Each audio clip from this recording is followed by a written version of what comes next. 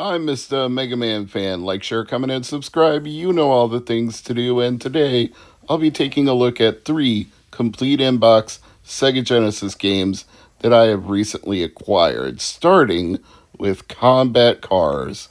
Kind of like a Sunday Drive, kind of like a Demolition Derby, kind of like it wants to be everything all at once. It's always nice to get a full Sega Genesis boxed clamshell game with the instruction manual, cartridge, and everything. You would think they would have stayed this way since they were already in a hard plastic shell to begin with, not a cardboard box, but somehow, some way, kids or parents still threw away the plastic clamshell or lost the manuals.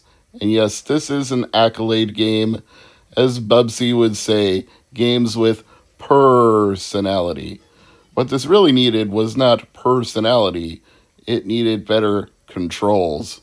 This is like playing RC Pro-Am on NES, except if the controls were absolutely jank. You have no traction on the road, you slip and slide all over the place.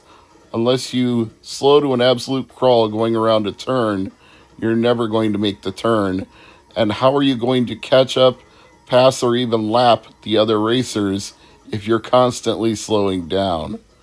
Quite frankly, Combat Cars is a poor ripoff of a much better game. And this is my best effort, to be honest with you. It's not like I didn't keep trying, but it never got any better.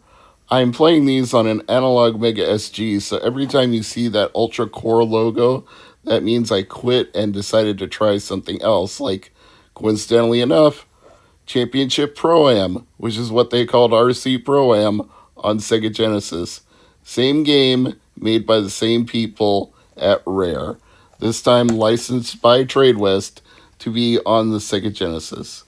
Very happy to have a complete inbox copy of this, and thank you to Ben's Game Zone, as always, for being my hookup on complete inbox Sega Genesis games, because, as I said, you would think these would stay together, but it's surprisingly hard to find complete inbox Genesis games these days, more so in the year 2025 than it has been at any point in my retro collecting days, and this is the game I would recommend of the two of them. Don't play Combat Cars, play this. If I'm being honest here, the only thing that I think throws off my performance is using a Genesis controller, because I'm actually really good at this on NES, but with a Sega Genesis controller, I feel like, I don't know, I'm just lacking the tactile sensation of the D-pad and the A and B buttons, and then there's a third button that I don't even need. You know, you just need acceleration and weapons, and otherwise you're just honking your horn, which I don't even know why you need to do that in RC Pro-Am, or Championship Pro-Am as they're calling it here, but you can see, despite those limitations, I'm actually doing a lot better controlling it. Not great, but better. Enough that I can actually place in each of the races that I've filmed, so I would call that a win, especially over Combat Cars, which, if I just had to put any name to it, I would say Accolade was ripping this off blatantly and just couldn't do it as well as Rare, which really shouldn't be a surprise, because the longer Rare was making games, the better they got at it, and the more polished they became and the more fun they became to play, up until, I'd say, the death of Rare as an independent developer when they were bought by Microsoft. At that point, I wouldn't say Rare kept improving. They plateaued, and then I think they went downhill a bit, but still a very classic, well-known video game company that I think has a lot of heavyweight titles under their belt. Speaking of heavyweights, here's Aero the Acrobat 2, which is heavyweight in terms of price if you bought the original version. I'm not saying Ben didn't have copies of this, but I'm glad that I bought this reprint, because it is a heck of a lot cheaper than original copies go for. And It has a very nice manual, cartridge, and everything. Oh, and wait till you get a look at this cartridge. It's actually pretty sweet. Like, if you didn't know it was a reproduction, you would know it just by looking at this cartridge, because it definitely doesn't look like an OG old school Sega Genesis cartridge. Look at that purple. Look at that sparkle. Look at that just translucent cartridge shell. It's beautiful.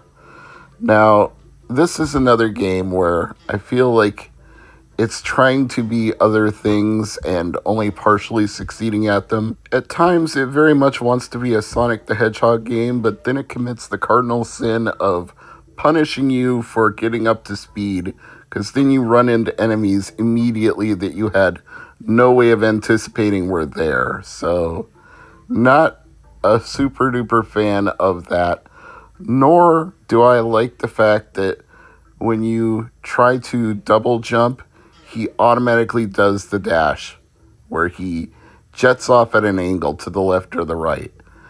I want a double jump where he just jumps and jumps up again, and then if I want to move left or right, I can do that with the D-pad, but no, he takes that decision out of my hands. I realize that for some types of situations, that's useful because it aims you towards something and you reach it, but why not let the player decide if that's what they wanted to do and take it out of their hands? For example, I want to double jump to this platform, but I have to actually go backward so I can double jump onto it. I shouldn't have to do that. I should be able to just change my direction in the air or jump and then decide instead of it deciding for me. It's little things like that that keep Aero the Acrobat or Aero the Acrobat 2 from being great, and instead they're just okay games. They're games where you shouldn't run fast even when it feels like it, because you'll hit something blindly, and they're games where you want to jump and explore, but you're going to have to accommodate yourself to the game and how it wants you to jump instead of the other way around. These aren't bad games. They're just rare games, no pun intended, on the developer of RC Pro-Am / Championship Pro-Am. They're just rare as in expensive. And I don't mean rare as in a finite amount, because you can find these games. You'll just pay a bigger price for them because there's more demand than supply.